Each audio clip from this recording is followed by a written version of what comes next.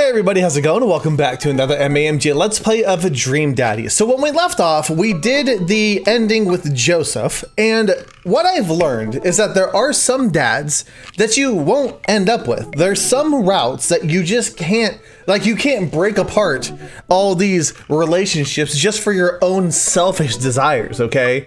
People have families, and sometimes it doesn't work out. So I don't know if that means with Robert and Joseph, you can't get the picture still. I was just trying to see, like, especially with Joseph, I'll say, did I do something wrong? But that's what I learned, is that, you know what? Stop being so selfish, okay? You can't have all the dads. So we are down to Damien and Hugo. And I feel like Damien is going to be an interesting character. Not saying that Hugo won't be. But I want to save Damien for last. So we're going to go ahead and chat up Hugo and see what he's about, shall we? We're going to date Amanda's former high school teacher, or current, depending on, I guess, when in the timeline, because yeah, she hasn't graduated yet. That's later. This is going to be weird. Let's see what happens. Oops, I hit the wrong button. Okay, boom, message. That's what I wanted to do. I can't believe we're going through so many of the different options already. We only have 2 left, guys. What am I gonna do after that? Who's gonna take care of this dream daddy hole in my heart that's going to appear? What am I talking about? I still have multiple episodes I have to film. I shouldn't be getting sad yet. Anyways, make sure to sweep under your tent so you don't sleep on rocks, okay? Because that is painful. Like, seriously. Always have time for beer with your buds. I mean, I don't drink beer, but that's good advice. I navigate to Hugo's dad book page and type out a message. Hey Hugo, great seeing you at the barbecue. That was still a thing, that's right. Want to hang out sometime? I wait for a few minutes before the computer dings. Oh God. I'm so glad you messaged me and definitely want to hang out sometime, but I have a favor to ask. Our class is going on a field trip to the aquarium today, and one of our chaperones called in sick. Is there any possible way you could come? My Goku hair is blocking everything. Come by and replace them. I completely understand if you don't want to or can't make it, but I'm going to be honest with you here. It's a middle school class. I need to get as much help as I can get. Was it high school? Amanda's in high school because she's graduating and going to college. I'm confused. Okay, anyways, I think about it for a moment. Unless he's going because of his son. Maybe that's what it is. Did he say that? Our class. I don't know what that means. Okay, I think about it for a moment. Man, that's a lot of screaming kids that I'd be accountable for. And they're middle school, arguably the worst age to be. Amanda silently trudges into the kitchen and pours herself a bowl of cereal. Good on ya. Morning, Amanda. Morning, Pops. Hey. How was middle school for you? Bad, but nobody likes middle school. It's 3 years of bad acne, crying, and being generally terrible. Dad. Everyone sucks. No self-awareness. It's just a bunch of hormonal teenagers locked in a gross old building for over 40 hours a week, doing long division and starting fights over, I don't know, pizza day? Top 40s pop? Middle schoolers should be avoided at all costs. What was your middle school experience like? It was fine. There was nothing really out of the ordinary for me. I had friends who, no, they all wronged me in some way, shape, or form. They were terrible to me. And wait, I was terrible to them too. It's all rushing back to me. Middle school's awful. I'd repressed it for so long. Yeah. Dad, did we just have a breakthrough? I think we did. Huh. See? Middle schoolers are reprehensible. Wait, why are you asking me about middle school? Oh, Mr. Vega requested my help to chaperone his middle school class to the aquarium. I just wanted to know what I was in for. You get to go to the aquarium? Are you kidding me? The last field trip I got to go on was to the clam chowder factory. They didn't even give us clam chowder. They gave us square pizza at a clam chowder factory. Oh, is that why you won't eat clam chowder anymore? No, it's because Bobby Wellingham threw up in the middle of the vats of clam chowder and I'm the only one who saw it happen. That is disgusting. It haunts me. Right. Let's leave that story firmly in the past. Anyway, you should just do it. Mr. Vega sounds like he could really use the help. Plus, you get to hang out with cool fish. Amanda, I get kind of weird about aquariums. The ocean makes me nervous. What? Are you worried that a whale's gonna pop out and touch the tank and swallow you whole? Don't you put fear in my heart. Well, do they have penguins there? Yeah, they have penguins there. Then it's settled. Penguins outweigh fear of ocean. I sit back down at the computer and let Hugo know that I'm available. He tells me to meet him at the aquarium and gives me the address. I grab my keys and kiss Amanda on the forehead before I head out. I arrive at the aquarium to find that the school buses have beaten me there. Preteens huddle around their teachers in small groups, yelling at each other and goofing off. Every teacher looks like they're at their wits' end. Oh, I'm sure. No. Hugo jogs up to me, looking frazzled. I'm so glad you're here. Hugo! It's been a debacle all morning. We're short-handed and most of the kids won't stop screaming. As I'm sure you know is the case with all middle schoolers. I lived through Amanda at 12. I'm all too familiar. Great. Well, it's you and me chaperoning a group of 10 kids. They're over there. Hugo walks me over to a gaggle of preteens who are sitting on the ground, playing with their phones. They're not kicking at each other like some of the other groups, so we're off to a good start. Can you guys put your phones away? All of the kids look up for a moment to stare at Hugo. Then they go back to texting. At least they're quiet? Oh. Too quiet. These guys are up to something. I can feel it. There's no way. They're too busy thinking about not getting food stuck in their braces to pull any stunts. It's middle school after all. We'll see. Oh, poor naive little me. The classes start filing into the aquarium and Hugo hands out massive stapled packets of paper to each kid. These are due at the end of the field trip. Yes, this will be for a grade. No, you can't borrow a pencil. The kids collectively groan and grab the sheets from Hugo. What's in the packet? Honestly, it's just busy work so that the teachers can have a moment's reprieve. I think one of the questions asked them to sit quietly for 10 minutes to think about the Great Barrier Reef. Teacher hacks. I like that. But wait, I thought you were an English teacher. What does the aquarium have to do with books? We just did a unit on the old man of the sea. Nothing quite like introducing kids to the futile perseverance of human spirit by making them pet stingrays. It gives us time to check out some of the exhibits as well. Come on, they have a phenomenal section of tropical fish.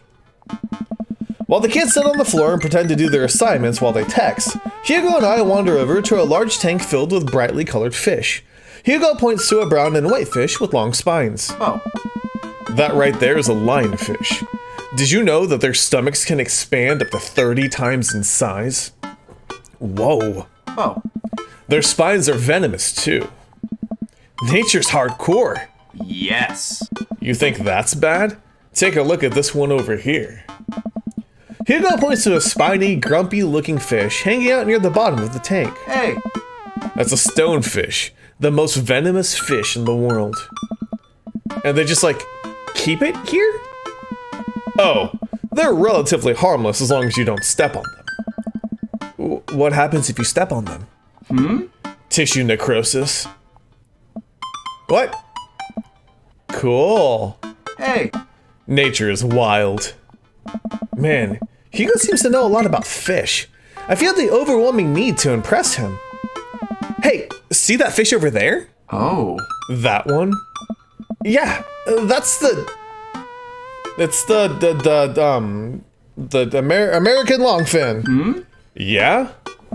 Did you know that, psychiatric fish, yeah, go for it. This is the only species of fish known to develop clinical depression. Wait, are you serious? Serious as a heart attack. We're talking fish here. There's no time for jokes. That's a clownfish. Oh god, okay, I made him mad. Right. We lead the kids to another room. Sharks, sea turtles, eels, and other marine life swim around in a massive floor-to-ceiling aquarium. The kids begin to taking selfies with the sharks. Hugo leaves my side to separate two kids who started fighting over a Capri Sun. Relatable. I walk around the room, reading the tiny little blurbs about different fish swimming inside the enclosure. After a while, I look around to see Hugo again. He's gazing up at the aquarium in childlike wonder. The ripples in the water cast blue, moving shadows across his face. For someone surrounded by angry, hormonal preteens, he looks completely peaceful. He looks really cute in this light. I hope he doesn't notice me staring. Wow. Hey. I'll walk over to join him. Beautiful, isn't it? We can learn a great deal from Mother Ocean. That sounds good to me. A great many mysteries lie in the ocean. It truly is fascinating to be able to observe it in a setting such as this. That's a very astute point, Kelly. Yes! Alright. We stand together for a moment, admiring the wonders of marine life.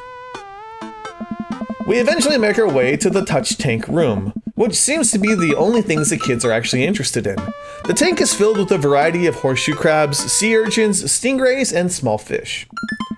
I stand around the edges of the tank and keep a wary distance from the sea life.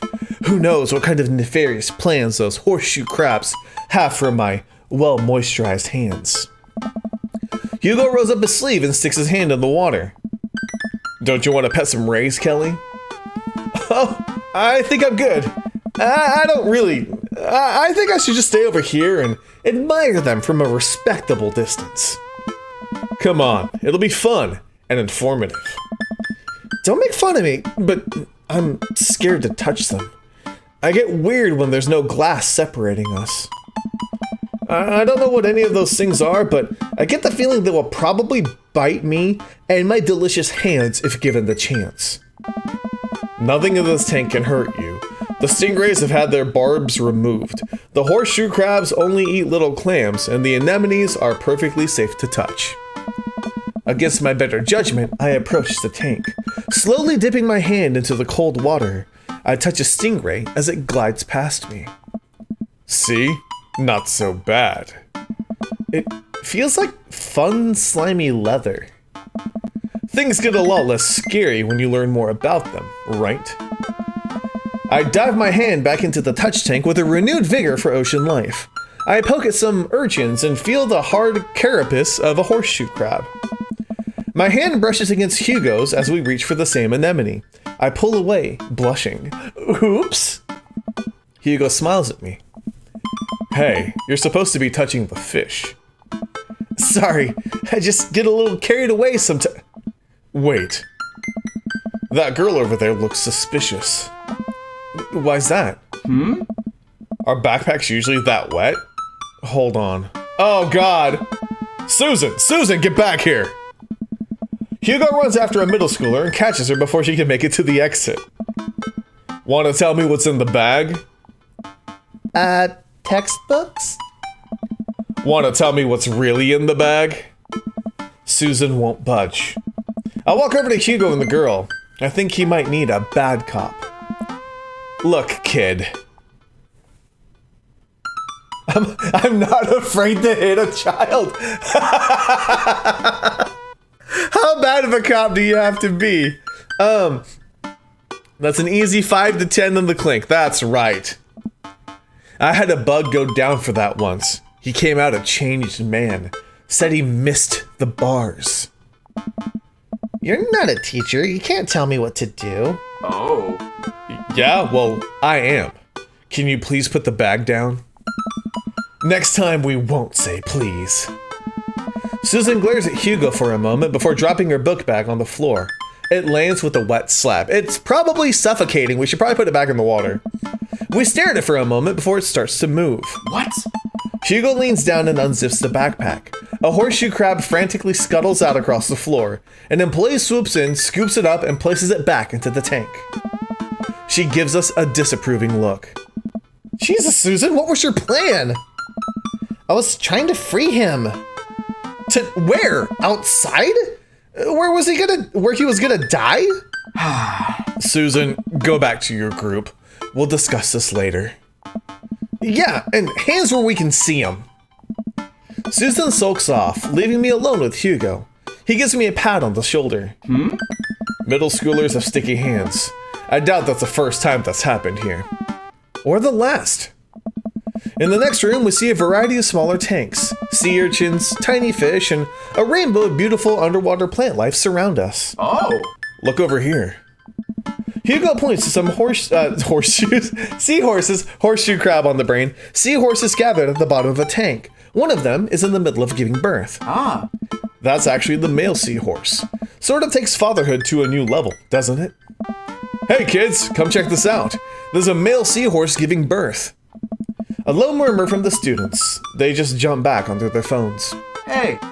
Fun fact, male seahorses can even give birth and then get pregnant in the same day.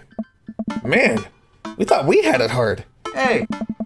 I wonder if they have the same deal with their kids' awkward teenage years, too. Oh, however, many thousand of them. You seem to know a lot about marine life, Hugo. Yes. It's not really my specialty, but I do make a point to learn as much as possible whenever I can. I think that learning shouldn't end when you leave school. We should challenge ourselves to find out more about the things we don't understand every day of our lives. Because if you stop learning, I don't think you'll ever be able to grow or change as a person. Good point.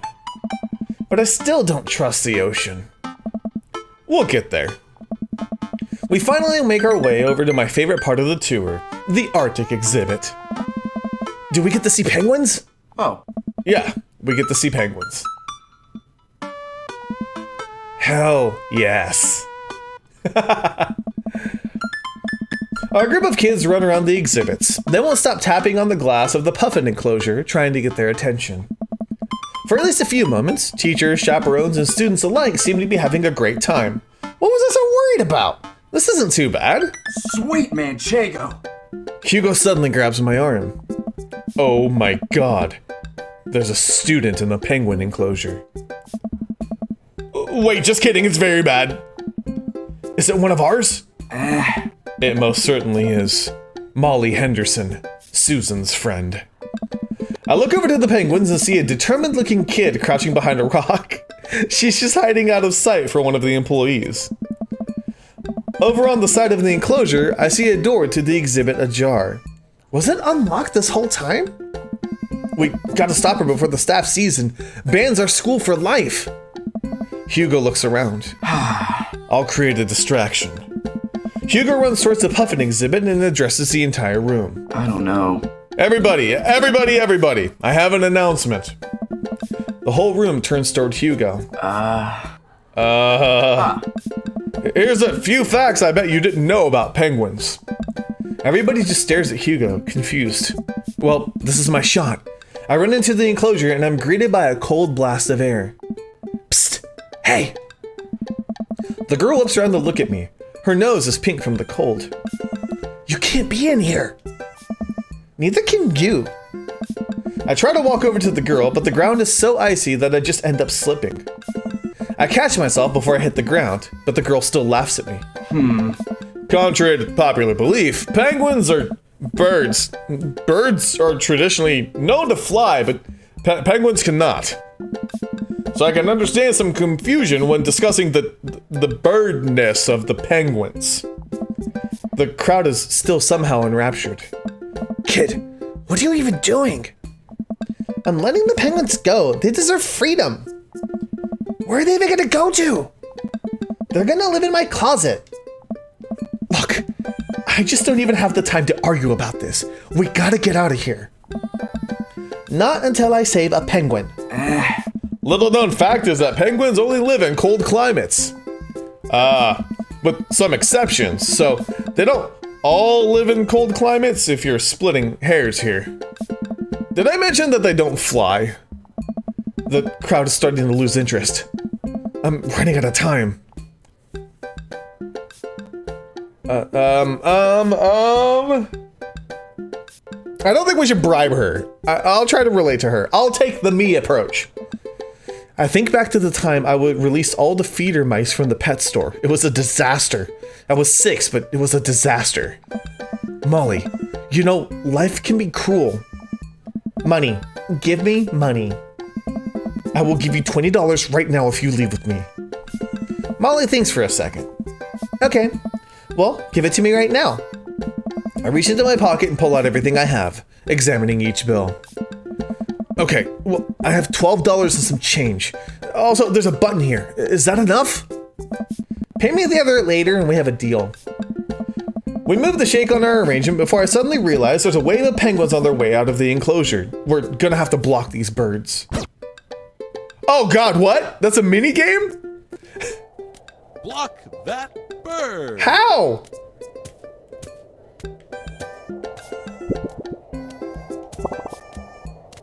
What is... Oh my God. Wait. What is this?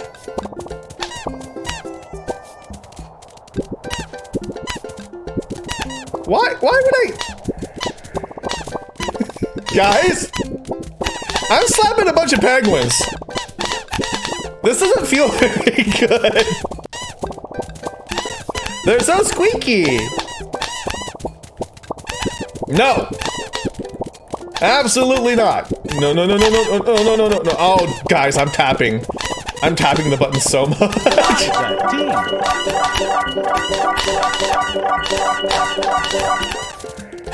Am I good? Am I good? Huh. Only one escape because I didn't know what I was doing. One. Two. I don't believe that. Yeah, I was gonna bribery works. Okay. That was weird. You gotta tell me when stuff like that's gonna happen. I'm just so confused as to what I just did. Don't trust gas station egg sandwich. Don't trust gas station food. Just in general. I'm not old or bold enough for that anymore.